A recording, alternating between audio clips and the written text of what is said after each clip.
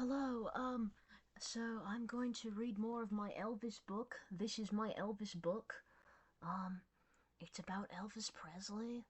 He's, he's Elvis Presley. I'm not a huge fan of Elvis, but it's kind of interesting to read this book about him. So we're doing a bit of ASMR with Elvis. Some, yeah.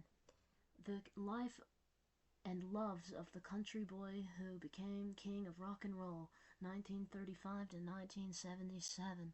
I've already done the first two chapters, and the second chapter had to be split up into two parts because I had to, you know, um, had to stop the video before there was any loud interruptions. Had to be careful of that. So, yeah, without further ado, here we go. In an unprecedented move, RCA released all of the Sun recordings nationally at one time, and an army of Elvis fans rose up almost overnight. In January of 1956, Heartbreak Hotel hit the airwaves, and the plaintive dirge about loneliness and love zoomed on the sales charts and in the jukeboxes to sell. Eventually, some 2 million copies. Blue suede shoes came along and changed the footwear of our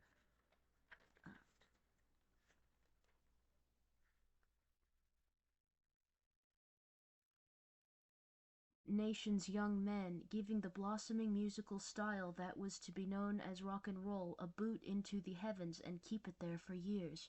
So I had to skip a bunch of pages because they all have pictures of Elvis. That's the thing about this book, is that often they change they just abruptly changed from text to photographs. I mean, that's kind of the gimmick of the book, is that it has a lot of photos of Elvis. That can also be kind of disorienting if you're trying to have a smooth reading of it like this, but still,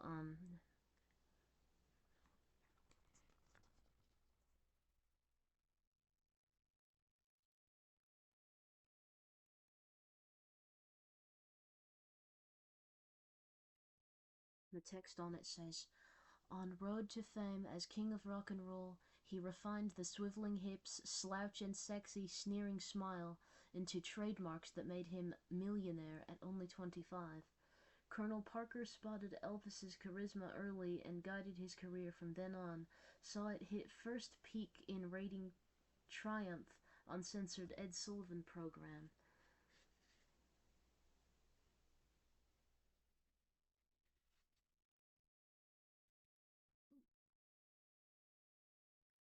After making his active debut in Love Me Tender with Deborah Paget, um, Elvis was able to bring his parents out to Hollywood in style, wearing second starer while second starer Loving You was being filmed. Millions grossed from hit movies, records, souvenirs, and souvenirs like this photo ring built Graceland for Mom.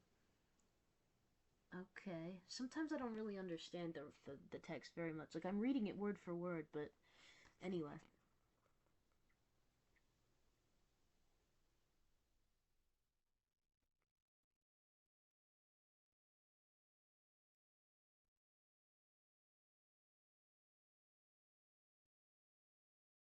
Stuffed Bassett gift brought a smile to singer as Hound Dog passed gold record million seller mark. Back from Army in 1960, Elvis again made film history with string of moneymakers that included Wild in the Country with pretty starlet Tuesday Weld. She was one of many Hollywood lovelies linked to fans' favorite by publicity planners. Um, so yeah, that's not a live dog, that's a stuffed basset hound. I thought it was a real, like, a live dog, but it's taxidermied. It's a bit dark. I mean, taxidermy's cool though, but it's just that I assumed it was alive because you don't know in a black and white photograph. It's just hard to tell. It's like I thought he's just having. Well, it's still nice though, I suppose. Elvis Presley.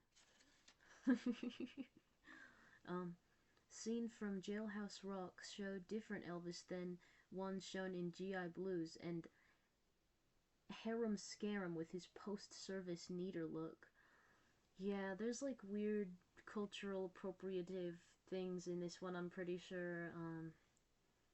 I mean, this is what you'd expect with Elvis, right? Come on, guys, just let's be real. This is Elvis, Like, yeah, that's his thing, kind of. I mean, his music is still enjoyable, but yeah, obviously, like, we can't deny that there's that element to his whole existence as a celeb. He did benefit very much from cultural appropriation. So yeah, but everybody knows that. It's like saying wrestling is fake. But the first time I heard that wrestling was fake, I was shocked. I had no idea.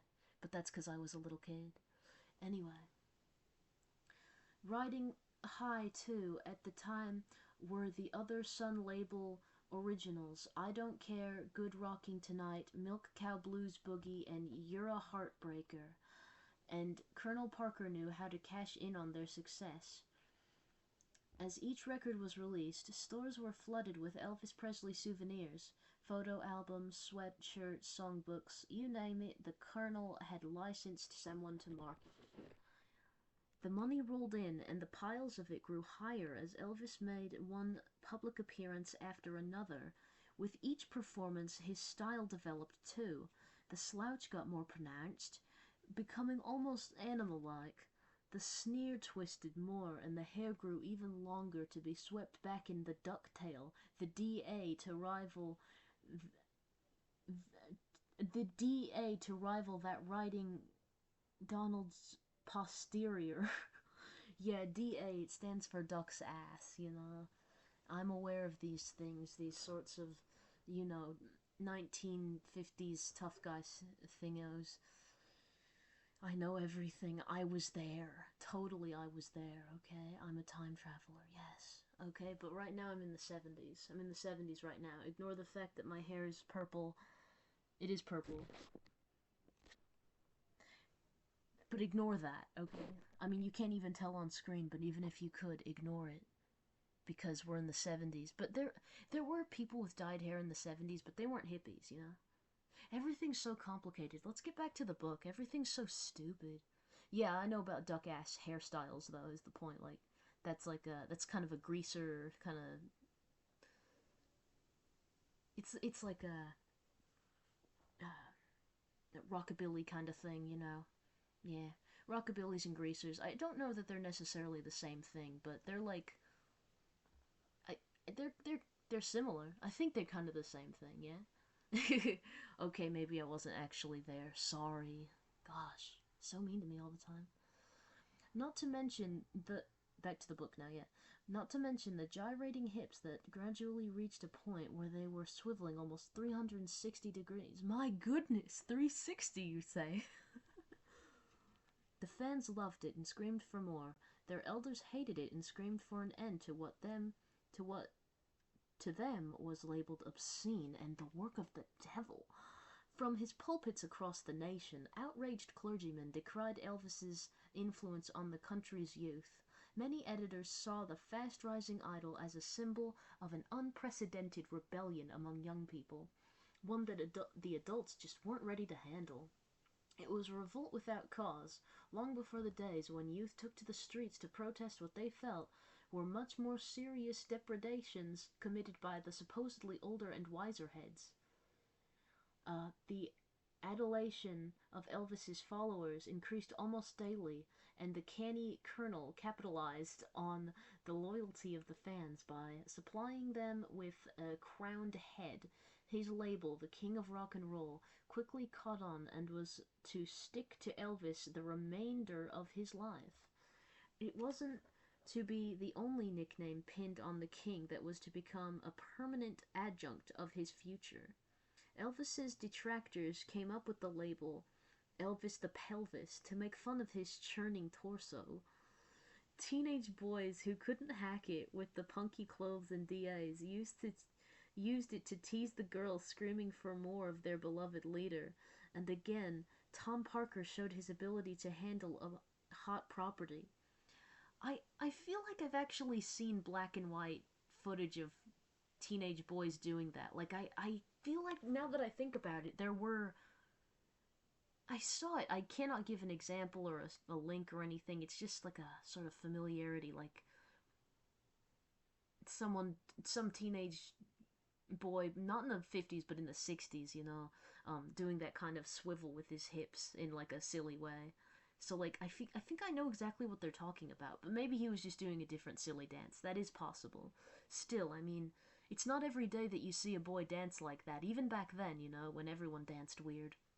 Cuz if you didn't know this, um the dancing dancing without a partner wasn't really popular in like um America or other like I guess well I don't know what to call it, but yeah, like mostly I think I can just speak for America here. Like um it wasn't really a thing, like a popular standard thing to just dance by yourself without a partner until like around the mid 20th century, because like for the longest time it was just typical to dance with a partner. um and that was how dancing was done, like even in the 20s, if you think about the 20s, like it was more typical to have someone to dance with, and that was how you danced. And they didn't even, I think it was kind of thought of as a romantic thing, but generally it was more like kind of just the standard way of dancing. You have two people dance with each other, and it might be for romantic reasons, but more or less it was just the standard. And then in the 50s, it was still being done, like there was still that typical the school dance. It often involved two people, but then like that just for example, like in the 20s there was the speakeasies, and that was a place to dance, and it involves like a partnered kind of thing. And then in the 50s with the school dances and things, where people would typically dance, and little youth activities like that, it was typically two people. But then it changed with the changing of music, with rock in particular and blues, like when that became bigger, that also brought more like independent dance styles where you just dance by yourself. And nowadays that's something that we take as typical, and like it's not really something we think about. Like if anything, the dancing with someone else is out of the norm, and dancing by yourself, just a single person groove, that's the standard, that's the norm. But it was the opposite in the past, and I think that's my theory as to why, like when you look at older dance styles, like around the 60s, when people were still kind of new to like single dancing in America, mind you. Like in other cultures, I can't really speak for them. I don't really know, but yeah, like it was people were still kind of fresh to it, and that's why it looks kind of awkward, because it was just starting out, and there wasn't a lot of like cool kind of dances. I mean, I think that some 60s dances are cool, but it's just cuz that's what I'm into. I like time period stuff, whatever. Um but anyway, yeah, this book isn't in the 60s yet, but I'm just saying, like, this was, I think Elvis contributed to it in the 50s with his dance moves as well, like single person dancing. It's more modern than you might think, I really don't know how I can't really source that information, because that was just something I heard in a video like a long time ago. And it might have it might have been Polyphonic or something, because Polyphonic often makes videos about like historical music, the history of music, and the history of culture being influenced by music. But yeah, stuff like that. Um, so that's really interesting. And Polyphonic makes videos about like modern musicians too, but also a lot of older musicians and stuff. And it's very informative to someone who has an interest in music and history. So yeah, but I can't say that was definitely the source that I got that information from. So my apologies if it's all false. Uh, but it would make sense as to why the dancing looks kind of awkward. It probably didn't seem awkward to them at the time, though. Like that was super cool at the time. But when you look at like the way people danced in 60s music videos and stuff, it was odd. It was different, you know? It's very different from how it is now. The trends, you know? Elvis's Oh yeah, I already read that one. Shalala. His game plan, set early in the game and followed throughout. Oh, so wait, no, go back. Um, yeah, so as I left off, Elvis's detractors came up with the label Elvis the Pelvis to make fun of his churning torso. Teenage boys who couldn't hack it with the punky clothes and DAs used to tease the girls screaming for more of their beloved leader, and again, Tom Parker showed his ability to handle a hot property. His game plan, set early in the game and followed um, throughout the career of his protege, was always to leave them yelling for more. The Colonel knew that overexposure was death for almost any performer, and he made certain Elvis stay alive. That wasn't always easy either. There were many times when Elvis almost was overexposed, as teens tried to rip off his clothes on the way to and from his stage appearances, or any time he showed up in public. Oh no.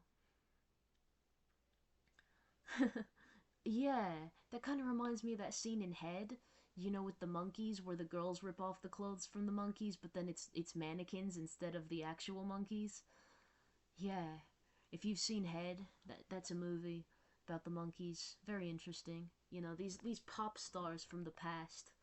Very fascinating. Pop as in like popular, not necessarily like any particular genre. Often they fell into sort of a rock category, but like, yeah, you know, it's anyway, the idols, you know, these idols of the past.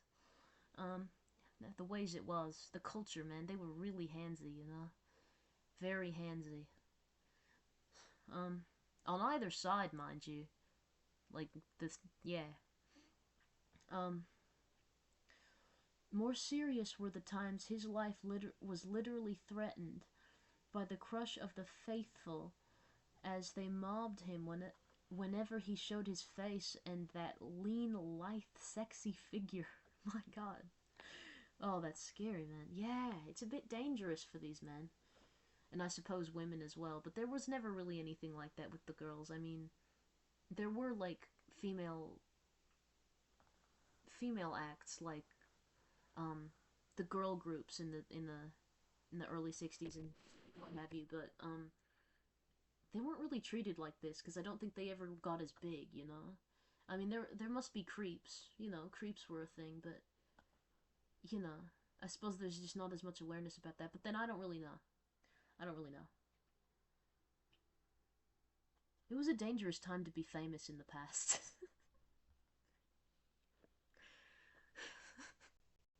It was a dangerous time to be anybody in the past, okay? But anyway, I digress. And the yelling never stopped. Screams filled the air from the time Elvis walked on stage until he left the auditorium, theater, or concert hall. It didn't matter to the King's Army what he sang. They couldn't hear it most times anyway. The opening chords were enough to set off new waves of squeals and shrieks. Oh man.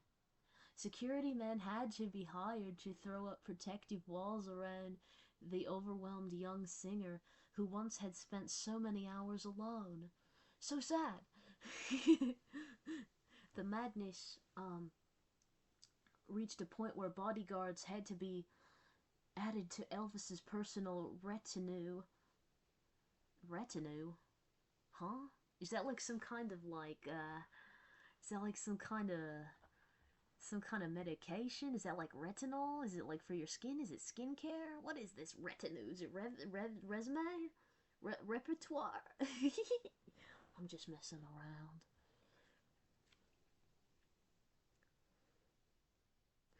Okay. The madness reached a point where bodyguards had to be added to Elvis's personal retinue, the King's Court, and local police often were called out to prevent riots. Oh dearie me, oh my, oh goodness gracious. I'm feeling a bit silly right now. I'm in a silly mood. Just hanging out. Then another form of hysteria hit the throngs, who turned out to pay homage to their new lord and master, a master they loved without hesitation, because he had come from their ranks and logically thus knew and sang of their loves, fears, and heartaches.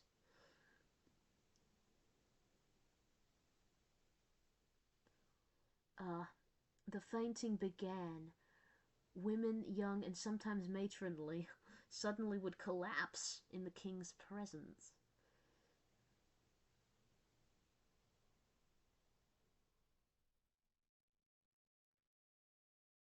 Um, It became necessary to keep nurses on hand at almost every Presley performance.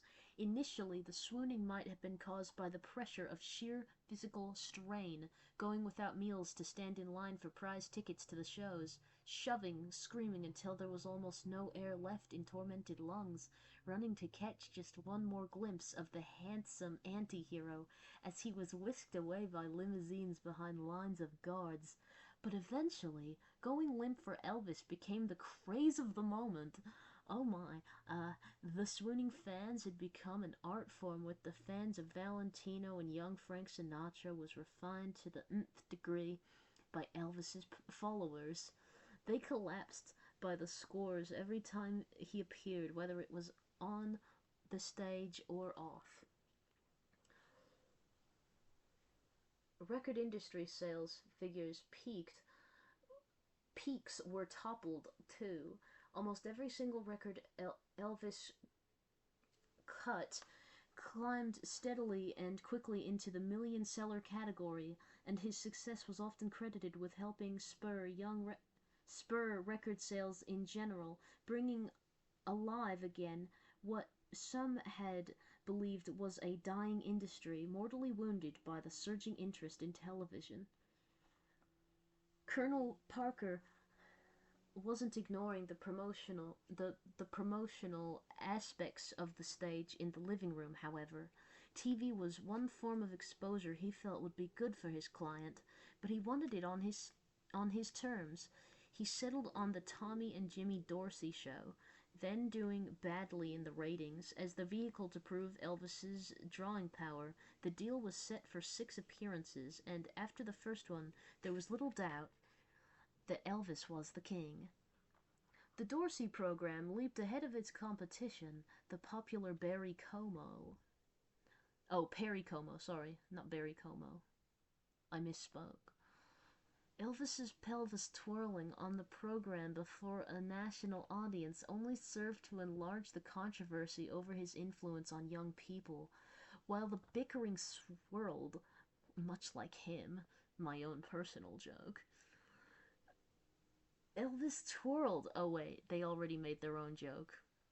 While the bickering swirled, Elvis twirled. So they kind of beat me to it, but I just didn't read ahead. I mean, it's not exactly the same joke, but I feel still like I've been cheated. I've been cheated by this book. And the TV offers began to flood into the colonel's office. The moralists were wailing, but the public obviously was peeping, and the television producers wanted to be certain that it was their shows being watched. Elvis did a guest shot on the Steve Allen show, and